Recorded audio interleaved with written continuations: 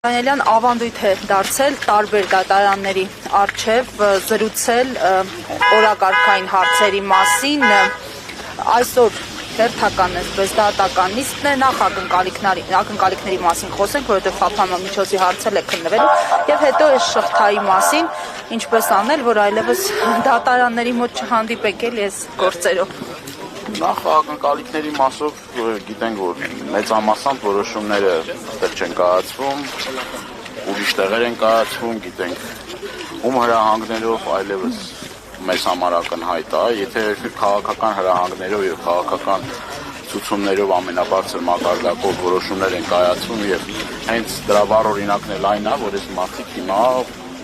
դատարանում են այլ առհասարակ այս ստեղ չգտնվեին, ակնկալիքները այս մասով թույլ տվեք շատ մեծ ակնկալիքներ չունենալ, ինչ վերաբերվում է կոնկրետ գործի մասին շատ է խոսվել, ասվել, ես եւս մեկ անգամ վերահաստատում եմ, որ սա շինծու մեղադրանքներ է եւ ակնհայտ այդ քաղաքական հետապնդումները ազատություն են մաղթում բոլոր քաղաքացիներին, շատ արժանապատիվ կեցվածք են դրսևորում բոլոր այն մարդիկ, որոնք որ այս իշխանությունների կողմից բանտարկվել են, ռեպրեսիաներ են ենթարկվել եւ իրենք պինդ ու ամուր կանգնած են իրենց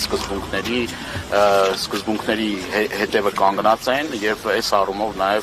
ուզում եմ նաեւ իմ ողջունները փոխանցել բոլոր այն մարդկանց, գիտեք, որ անազատության մեջ մարդիկ ուշիուշով հետևում են մեր բոլորի կատարած քայլերին, թե հասարակության, թե քաղաքական գործիչների, թե մնացածների եւ նորից էլի ուշ կորով իրենց ընտանիքներին համոզված եմ այս գործընթացն էլ անցնելու է եւ հաղթանակով է պսակվելու, ժամկետների առումով չեմ կարող ոչ մի բան ասեմ, բայց ամեն ինչ հաղթանակով է պսակվելու, մարդիկ հայտնվելու են ազատության մեջ եւ բոլոր այն մարդիկ ես անընդհատ սա կրկնում եմ, բոլոր այն մարդիկ, այն դերակատարները, որոնք որ կմասնակցեն այս կեղծիքին, վաղը մյուս օր իրենք պատասխանատվության են ենթարկվել։ Դուք տեսաք մի քանի ժամ առաջ մամուլում էր հաղորդագրություն տարածվեց, որ Միքայել Սրբազանի եւ Բագրատ Սրբազանի գործով անցնող դատախազը ինչ ա եղել, աշխատանքից ազատվել է։ Ես պատճառների մասին չեմ կարող խոսել, բայց չեմ կարող, այսինքն տվյալներ չունեմ, հնարավոր է, որ ինչ որ մի պահի մարդիկ չեն կարողանում ենթադրությունների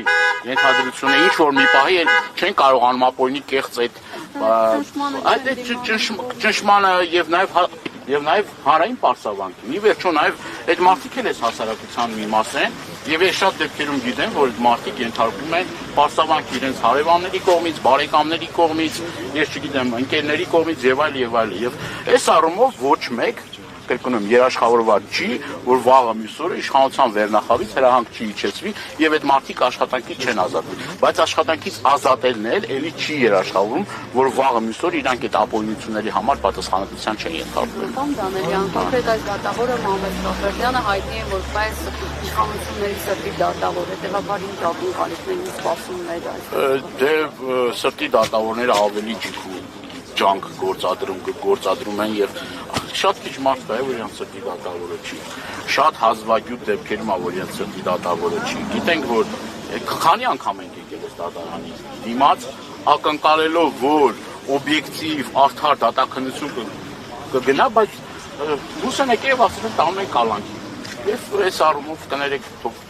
բան չհնչի, բայց շատ մեծ ակնկալիքներ չկան, շատ մեծ հույսեր չկան, կրկնում եմ Հայաստանի դատական համակարգը, այն բոլոր համակարգները ուժեղացված են իշխանությունների կողմից։ Պարոն Դանիելյան, առաջիկան ընտրությունների հետ կապված իրատեսական ծիսեր կապում եք։ Ցանկացած process, այդ նաև ընտրական process-ները դիտարկվի որպես Նիկոլ Փաշինյանի իշխանությունից զրկելու գործընթաց։ Ես բոլոր գործընթացների կոնկրետ անձամբ իմ մոտեցումը դառնայա, եթե սկսվում այդ գործընթացը, պետք է ոչ մեկ ջանք չխնայի, ոչ մեկ իր եռանդը չխնայի եւ ամբողջ ուժով ներգրավի, ներդնի իրեն, որպեսզի կարողանանք ձերբազատվել այս իշխանությունը։ Հիմա իմպիչմենտի մեջ ջանքեր ներդնում է մասնավորապես ունակ դաշնակցությունը։ մենք մեր հայտարարությունները արել ենք, մեր պատրաստականությունը հայտնել ենք, process-ներ են գնում, տեսնում եք, եթե մենք ջանք չգործադրենք մեր ընկերների կլինեն անազատության մեջ, այսօր տեսնում եք մեր ընկերները, նաև մեր ազգային ժողովի պատգամավոր, նաև Արթուր Սարգսյանը անազատության մեջ, այլի շատ ընկերներ, Գերագույն մարմնի անդամ Իգոր Սարգսյանը, այսինքն այդ ջանքեր գործադրելու առումով կներեք անհանգստության համար մենք լիովին ջանքերը գործադրենք։ Շնորհակալ եմ։